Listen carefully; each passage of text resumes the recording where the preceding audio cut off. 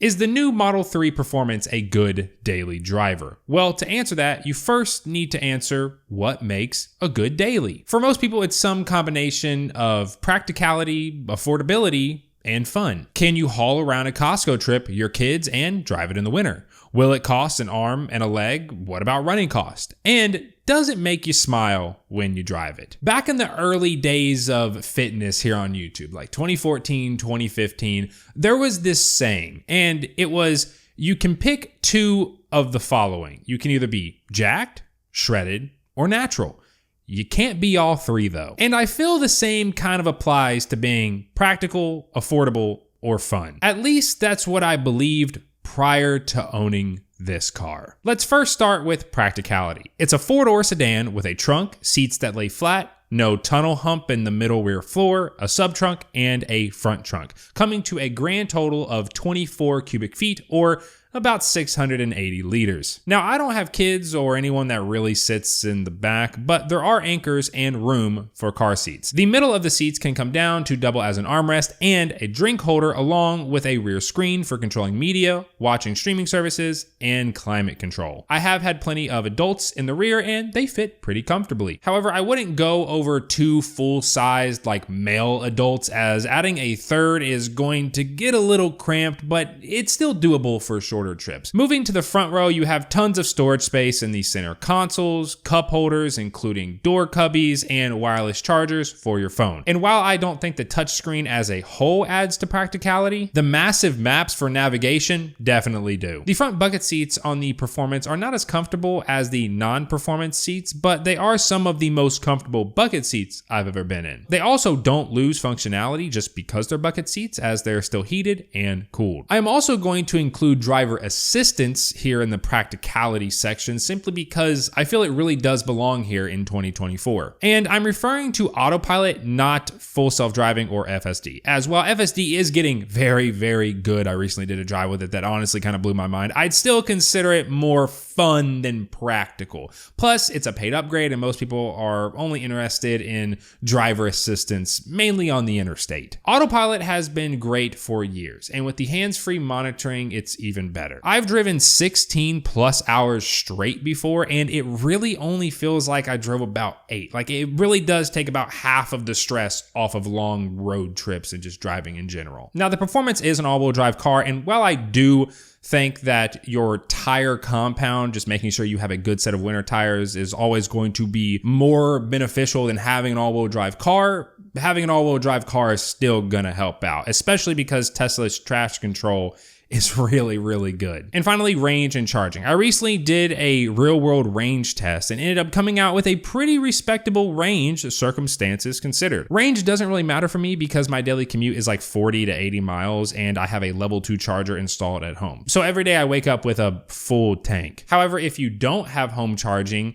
then range and charging are not gonna be in the practical section. And it's going to be an inconvenience no matter how you look at it, unless you have charging at work. In terms of wanting to take this car on a road trip, well, you got access to the supercharger network, which is literally the best in the business. There's a reason why every other automotive manufacturer bent the knee to Tesla in the US. All around, I would give this car an 8 out of 10 for practicality. Those last few points being missing simply due to storage. It's not a Model Y. The Model Y is always going to be more practical. Next up is affordability. I have an entire video coming up that is an updated how much I pay per month. I'm talking car payment, interest rates, insurance, charging, the whole 9 yards. So I'm not going to go over all that here to not, spoil that video, but I will talk about just price in general along with running cost. The Model 3 Performance is $55,000 and it qualifies for the tax credit. So if you qualify, then it's actually $47,500, and that is at the time of sale. No BS, get it back at tax time. No,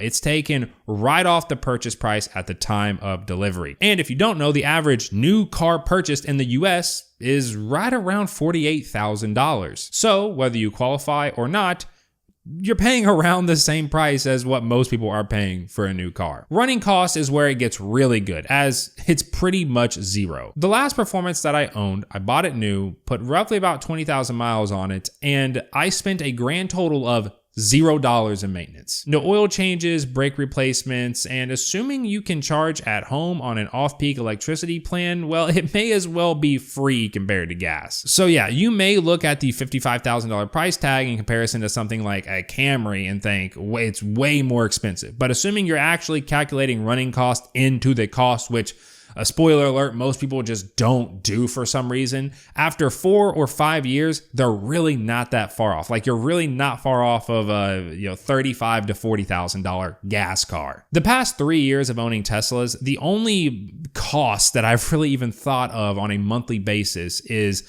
my car payment when I've had one, and the insurance. Affordability is one of those things where it's going to be different for everyone. Someone may think that, $55,000 is affordable. Some people may think that that's not affordable. However, if you're already in the market for a $50,000 to $60,000 car, this is going to be one of the cheapest $55,000 cars that you can buy, assuming that you're looking at comparable gas cars. Another point is the price to performance, which is where this car can be called a cheap car. 2.9 seconds 0 to 60, 10.8 on the quarter mile stock, 4-door sedan for $55,000 is kind of insane. You're not beating that price to performance buying new pretty much anywhere, unless you look at buying a Plaid, which technically is a little bit cheaper on like the dollar per horsepower, but that's just the more expensive version of this car. Affordability on this car, assuming that you're actually looking at getting a $50,000 car, is a 10 out of 10. Like, these things are so cheap to operate. Like, that's one of the biggest things that draw people into Teslas when I'm like showing them mine, is when I tell them about how cheap they are to operate. And for the people that think, oh, well, you're going to save all that money, but then you're going to have to replace the battery, which is $20,000. Well, for one, it's not $20,000. A Model 3 battery is like $7,000. And two, the car has a 120,000 mile battery warranty. And assuming you're not an Uber driver,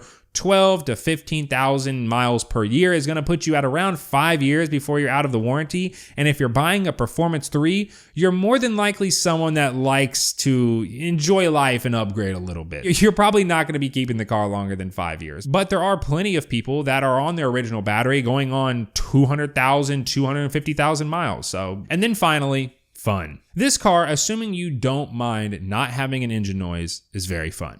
And notice how I said engine noise and not silence, because this car is not silent with that new rear performance motor that whines like crazy, which I actually find to sound really, really cool. Now, I've mentioned how I would put FSD in the fun category, so if you do opt for that, I would consider it fun. Though with the last few updates, it's been getting so good for me that it's honestly kind of boring, which, don't get me wrong, is what you want, because driving perfectly should just kind of be boring. But yeah, having the car drive and park for you, it's pretty fun. I'm not gonna lie, like, it's fun to show people, and it's just kind of fun to do. You also got things like the big touch screen with all the apps. You got your built-in Sentry mode and just everything like that, which I would consider to be cool and fun. Same thing can also be said for the sport bucket seats, as they just look a lot cooler than the normal seats, while also keeping you in place much better thanks to the more aggressive bolstering while you're throwing the car around, having fun. Ambient lighting too, I think it looks super cool. And probably the most fun part, the performance. Like I said, 0 to 60 in 2.9 seconds. You can easily get into the 10 seconds for the quarter mile, 60 to 130 in 8 seconds. Straight line performance is extremely fun. And for people that want track fun, this car is an improvement over the previous performance and includes the new V3 track mode. So as long as you're not someone that wants to drive a manual or just wants the sound of an engine, I think you'll find this car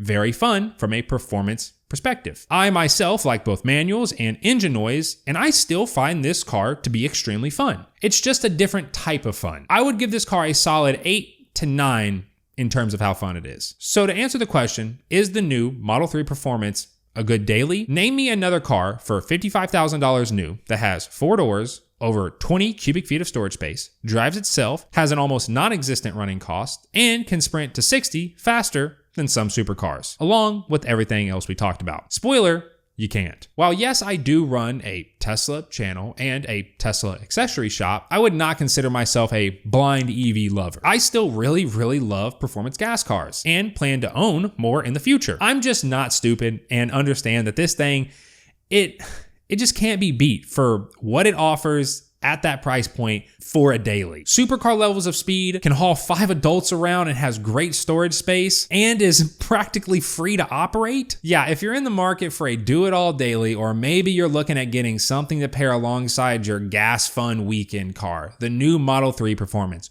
will not disappoint.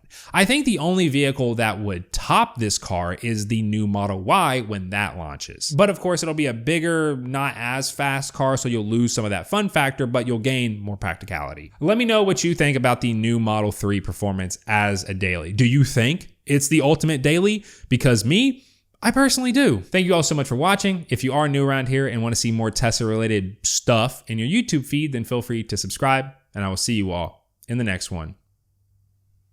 Peace.